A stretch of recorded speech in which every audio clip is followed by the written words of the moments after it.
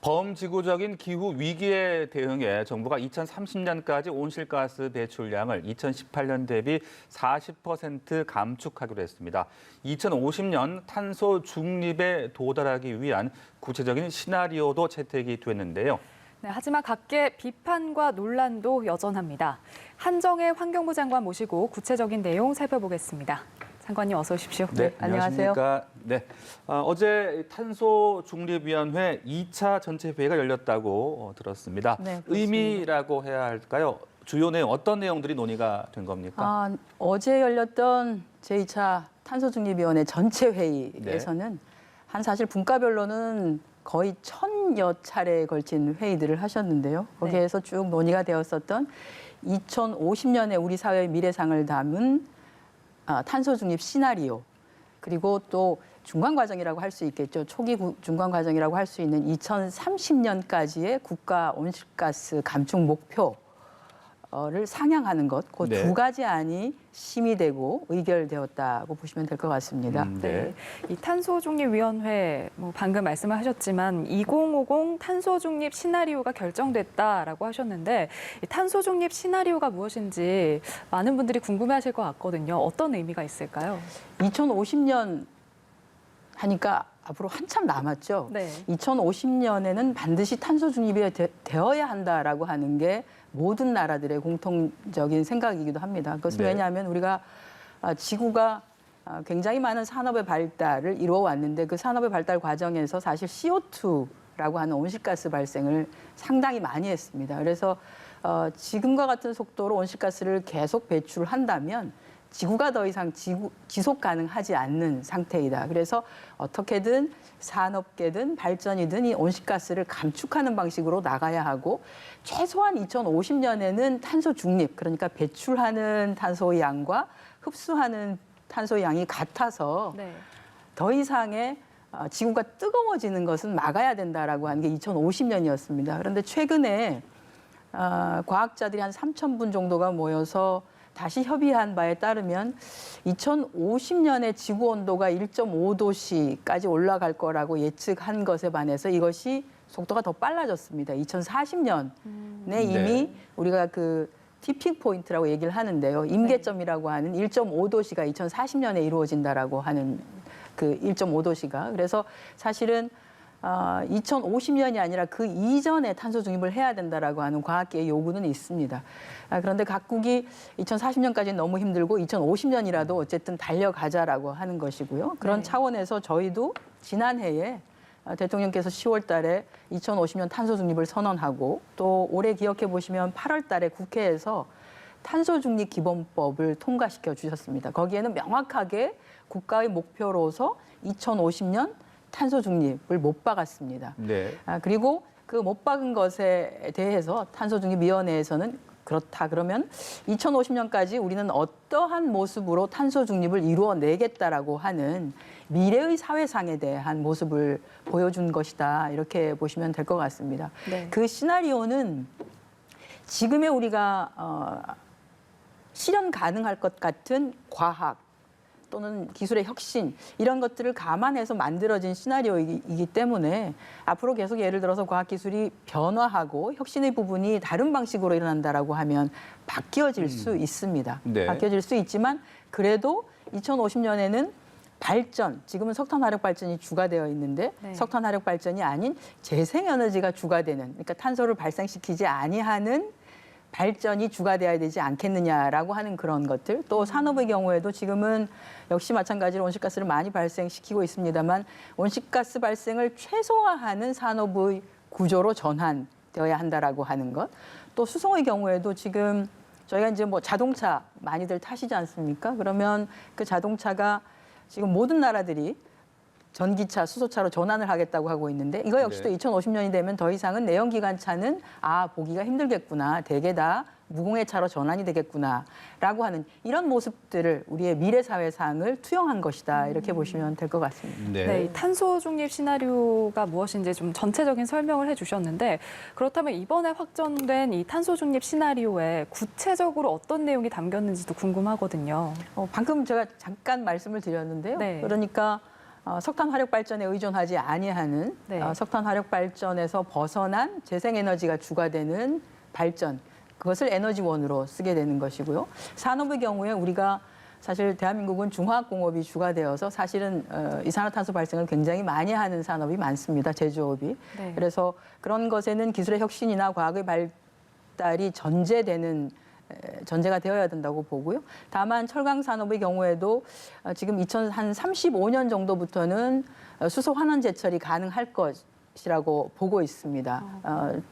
최근에 이제 국정감사 과정에서 해당되는 철강업계에서 증인으로 채택되어서 국회 발언 과정에서 35년부터는 가능할 것 같습니다라고 하는데요. 마찬가지로 네. 이런 철강업계 또는 석유화학업계도 사실 원유를 채굴해서 가지고 와서 그것을 통해서 우리가 플라스틱이라든지 또는 우리가 입고 있는 옷이라든지 이런 것들을 많이 만들어내는데요. 이렇게 한번 만들어진 플라스틱이나 이런 섬유 같은 것들도 다시 원료화하는, 그렇게 해서 더 이상 원유를 더 채굴하지 아니하고 최소한의 원유를 채굴하는 방식이 된다면 CO2 발생을 또 최소화할 수 있겠죠. 이런 방식으로 산업도 전환이 될 것이라고 보고요. 시멘트 업계 같은 경우에도 지금 이제 우리가 만들어내고 있는 폐합성 수지 같은 것들을 활용해서 네. 지금 유연탄으로 연료를 쓰고 있는데 이것들을 가스라든지 이런 것들로 전환하는 방식으로 해서 온실가스를 최소한으로 감축시키는, 네. 최소한으로 감축시켜서도 안 되는 것들은 우리가 흡수원이라고 하죠. 바다숲이라든지 또는 산림이라든지 습지를 네. 복원해서 추가적으로 발생되는 이런 CO2들은 또 흡수원도 만들 예정입니다. 또 이제 수송이라든지 건물이라든지 이런 것은, 건물은 우리가 이제 많이 들어보셨는데요. 제로 에너지 건물이라고 들어보셨죠. 그러니까 네네. 에너지를 쓰지 않고도 건물의 유지가 가능한, 이렇게 해서 그 자체로서도 예를 들어서 지열이라든지 또는 태양광 발전이라든지 이런 것들을 통해서 건물이 필요로 하는 에너지를 어느 정도 생산해내면서 더 이상 다른 곳에서 에너지를 받아 쓰지 않아도 되는 방식의 제로 에너지 건축이 주가 될 것이고, 네. 수송의 경우에는 지금 매연도 많이 내고 배가스가 많이 나와라고 지금 생각하고 있습니다만, 사실 최근에 보시면 파란색 그 자동차 번호판을 많이 보실 수 있을 거예요. 많더라고요. 전기차, 네. 수소차입니다. 그래서 2050년이 되면 이런 전기차, 수소차가 주가 되는 그런 방식으로 아마 우리의 사회가 전환되어 있을 것이다, 이렇게 봅니다. 네, 2050 탄소 중립 시나리오 말 그대로 큰 골격이 잘 갖춰져 가고 있다, 이렇게 볼 수 있을 것 같은데요. 네. 그런데 이제 중장기 목표로 2030년까지 앞서도 말씀하셨듯이 온실가스 배출량을 40% 감축한다고 결정이 됐잖아요. 그렇습니다. 이게 네. 기존보다 상향 조정되다 보니까 상향 조정되죠. 챙겨야 할 것들도 많고요. 예. 또 정부의 어떤 재정 지원도 필요할 것 같고, 어떤 방안들이 나오고 있는 겁니까? 온실가스 40% 감축이라고 하는 게 유럽 같은 경우에는 1990년대 또는 이제 미국의 경우에도 2005년에 흔히 말하는 배출의 정점을 찍었습니다. 우리와 가장 가까운 일본의 경우에도 2013년에 배출의 정점을 찍었고, 그래서 이런 나라들은 아주 과감하게 45% 이상 또는 50% 이상 되는 2030년 감축 목표를 설정하기도 했습니다. 그러나 우리는 2018년 내 배출의 정점을 찍은 상태이고 2030년까지 남은 기간이 그렇게 많지 않은 상태입니다. 그럼에도 불구하고 예를 들어서 2018년에 배출의 정점을 찍었는데 2050년까지를 균등하게 죽인다고 선형으로 이렇게 그어보면 2030년에 저희가 한 37.5%를 줄여야 하는 목표가 나옵니다. 네. 37.5보다는 조금 더 저희가 과감하게 잡은 것이죠. 40%라고 하는 목표라고 하는 것은. 그것은 그만큼 기후 위기라고 하는 것이 우리 앞에 다가와 있는 절박한 과제라고 하는 것인 거고요. 또 하나는 이러한 목표 달성을 위해서는 또 마찬가지로 과감한 지원과 과감한 투자가 필요로 합니다. 그래서 탄소중립기본법에는 기후대응 기금이라고 하는 것을 신설할 수 있도록 하는 근거도 마련했고요. 내년에는 기후대응 기금 2.5조를 비롯해서 저희가 탄소중립 예산 한 12조 정도를 편성했습니다. 그래서 기업에서 또는 산업계에서 걱정하시는, 예를 들어서 산업의 공정을 전환하는 데 필요로 하는, 녹색으로 전환하는 데 필요로 하는 재정 지원에 대해서는 정부가 아주 과감하게 지원을 해줄 것이다라고 하는 생각을 해주시면 좋을 것 같고요.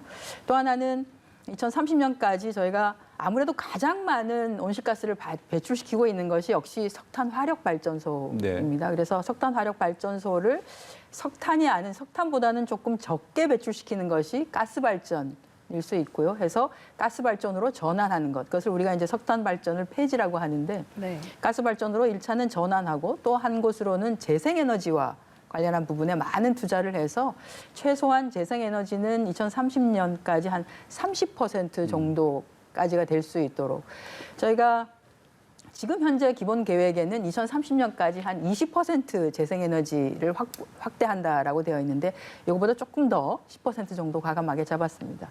네. 이렇게 하고 수성의 부분에도 지금 이제 말씀드린 것처럼 수소차, 전기차가 우리 눈앞에 점점 많이 보이기 시작하고 있는데요. 이것을 2030년까지는 한 485만 대 정도까지 확대하는 것으로 이렇게 하고 있습니다. 네. 그래서 우리 사회의 변화가 시작되고 있고 그 변화에는 역시 국민 한 분 한 분께서 같이 해주셔야만이 네. 가능한 부분이기 때문에 사실 국민 여러분들의 관심과 또 내가 소비하는 행동 하나하나가 어찌 보면은 저탄소 생활로 간다 또는 탄소 중립의 사회로 네. 가는 지름길이 될 수 있다고 보시고 국민께서도 다 한 분 한 분께서 적극적으로 참여해 주시면 좋겠다 이런 말씀을 드립니다. 네, 시청자에 대한 당부의 말씀까지 들어봤습니다.